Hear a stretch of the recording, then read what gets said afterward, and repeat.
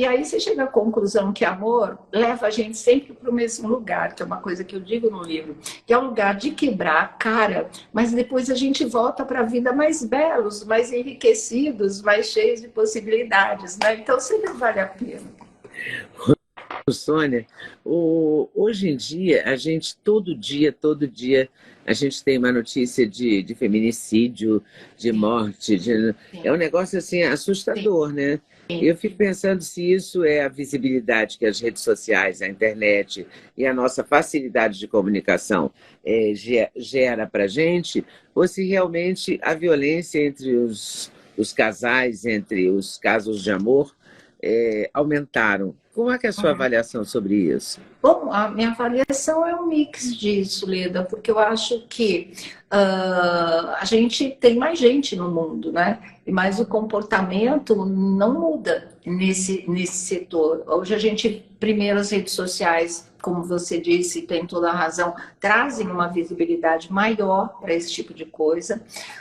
E ao mesmo tempo, a gente vê, nós somos 8 bilhões de pessoas no mundo hoje, e então tem muito mais pessoas vivenciando isso. Isso acaba chamando a atenção. E tem muita raiva também, né? Tem muito amor, mas também tem muito.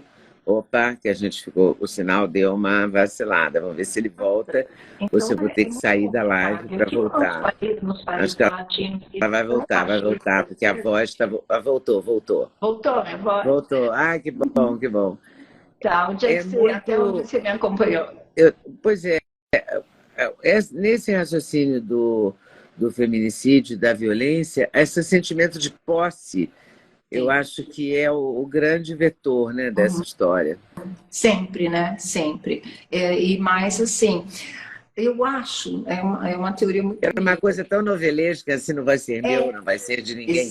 Agora é uma coisa exatamente. da vida real, né? Uhum, mas eu acho assim, essa história da força física do homem sobre a mulher, ela permeou todos os setores da nossa vida, a ponto de sempre o homem ser o dono de tudo, né? Meu amo, meu senhor, essa coisa toda. A gente mudou, nós fugimos, quebramos essa estrutura de uma certa forma, mas a mentalidade masculina, ela ainda é associada a isso. Eles são mais fortes, eles são nossos donos, você é minha e não é de mais ninguém, existe essa exclusividade, essa posse extremada, e enquanto isso não for diluído, e depende também muito da gente, como criar os nossos filhos, essa coisa eu não sei se um dia vai parar, sabe? É bastante complicado. E assim, nos países latinos, que são mais machistas ainda, eu acho uma coisa predominante, eu acho que vai demorar mais, que é o caso do nosso país, porque informação não falta, reportagem não falta, opinião não falta, nada falta. Faltam leis mais rígidas, eu acho, para esse tipo de coisa, falta um freio moral para esse tipo de coisa. Nós temos ainda um caminho muito grande pela frente, muito longo pela frente. E tudo que depende da educação, da formação, é lento, É né? lento, é É muito isso que eu te lento. falo, é lento, infelizmente, viu? É que eu acho que agora a coisa está muito denunciada, vamos dizer assim, está muito às claras, então você sente uma necessidade urgente de que essas coisas, não é, pelo menos vão encolhendo, ficando sob controle, até que elas possam ser transmutadas, vamos dizer. Ô, Sônia, você tem uma admiração muito grande, ou pelo menos eu acho que tem, pelo Silvio Ah, Santos, né? Uma eu amo, Silvio. proximidade. Quer Uhum. dizer, admiração todos temos, Sim, é o maior comunicador do Brasil, claro, ponto, né? história a vida, Mas, né, da nossa mas você, TV. você tem uma relação de proximidade, de trocar uma ideia e tal.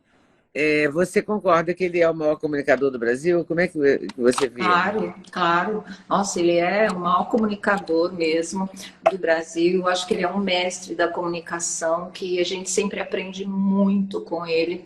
Né? E eu acho, Leda, que se ele assim se equipara ou supera vários grandes comunicadores internacionais, pelo que a gente viaja, vê de TV pelo mundo, sabe? É raro você ver o Silvio Santos com toda a capacidade de improviso. Eu acho que o fato dele ser brasileiro influencia também. A gente tem um jogo de cintura, tem uma capacidade de improviso, tem uma alegria natural, não é?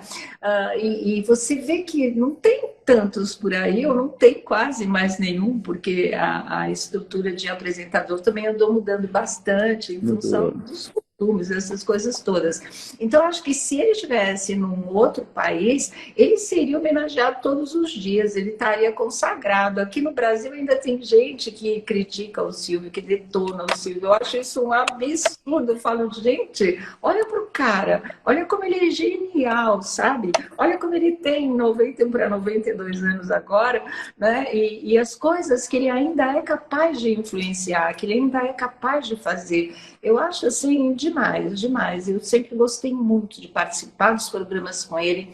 Nunca vi a coisa de participação no programa como vitrine. Eu sempre vi como uma aula, sabe? Uma aula de comunicação. Eu absorvia aquilo muito mesmo e sempre achei muito genial, incrível. Eu acho que ele é um dos maiores apresentadores do mundo, sem exagero. Tudo bem, eu amo o Silvio, mas dá para olhar criticamente para o trabalho dele. É incrível, é incrível. Falar em criticamente, você todo dia fala de celebridades. Sim, Todo dia você fala da vida dessas sim. celebridades. Isso te deprime, te anima? Como é que você lida com isso? Você fica à vontade para falar? Às vezes você gostaria de não falar, e às vezes você faz opção de não falar, tem a Sim, notícia e não quer sim, comentar. sim, sim.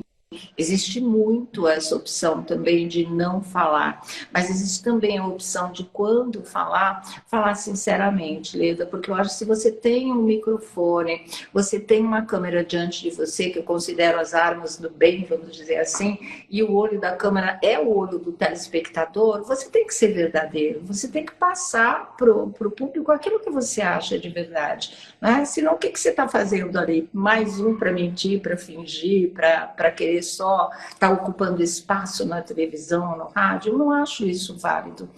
Agora, esse terreno é um terreno delicado mesmo, porque o dia todo, todos os dias, você está ali falando das pessoas. Então, a minha medida é falar mais do trabalho da pessoa do que do próprio profissional, porque não é sempre que a gente faz um programa legal todos os dias, não é sempre que um repórter vai para a rua e vai fazer um programa ótimo. Então, a gente comenta mais o trabalho do que a qualidade do profissional em si. Isso eu acho uma coisa mais respeitosa até com o ser humano em si, né? O problema é que hoje em dia você vê os artistas mais envolvidos com essa história de vida pessoal, de ostentação, disso, daquilo, do que desenvolvendo um trabalho. Tem muita gente que está famosa, vamos dizer assim, segundo os valores da internet, e que não apresenta nada de profissional. Aí você tem que comentar porque o público espera, porque essas pessoas acabam sendo sucesso, a Deus sabe por quê. E aí você tem que ir para esse lado. Então, esvazia o trabalho da gente como crítico. Muitas vezes você realmente não é crítica de televisão, é só o popularmente chamado fofoqueira, né? E você não tem um material legal para trabalhar em cima disso. Então, rende mais falar da novela, ver o trabalho dos artistas, conferir as minisséries, tudo que anda rolando no streaming, para você poder ter mais substância, porque senão fica essa coisa. É o casa, separa, é a traição, é a baixaria, é a nossa música que também está muito pobre, e você também não tem muito o que comentar em relação a isso. Tá difícil, mas a gente tenta, né? Acompanhar a evolução, entre aspas, dessas pessoas e do gosto do público por esse tipo de apresentação, mais do que pelo conteúdo, vai mais pela embalagem mesmo. Mas dá uma certa aflição, não é? Você Dá imaginar que a muita. gente já viu teatros na TV, a gente já viu TV ao Uhum, vivo com grandes uhum. artistas, a gente viu grandes séries, grandes programas, por exemplo, A Grande Família era um programa muito divertido, Maravilhoso, e agora a gente maravilhoso. fica refém do Big Brother. Eu me recuso a assistir, mas eu posso me recusar porque eu não trabalho com Uhum. necessariamente com esse Sim, assunto, então sim. posso me recusar. Mas como é que você aguenta assistir isso, Sônia Abrão? Me conta. Então, eu sempre gostei de reality show, porque eu me interesso muito por essa história de comportamento humano, ainda mais em confinamento. né? A gente sabe o que acontecia nos experimentos com os ratinhos trancados no laboratório. Um começa a comer o outro, é uma coisa maluca mesmo. Agora, depois de tantos anos no ar, as pessoas já sabem ler esse jogo.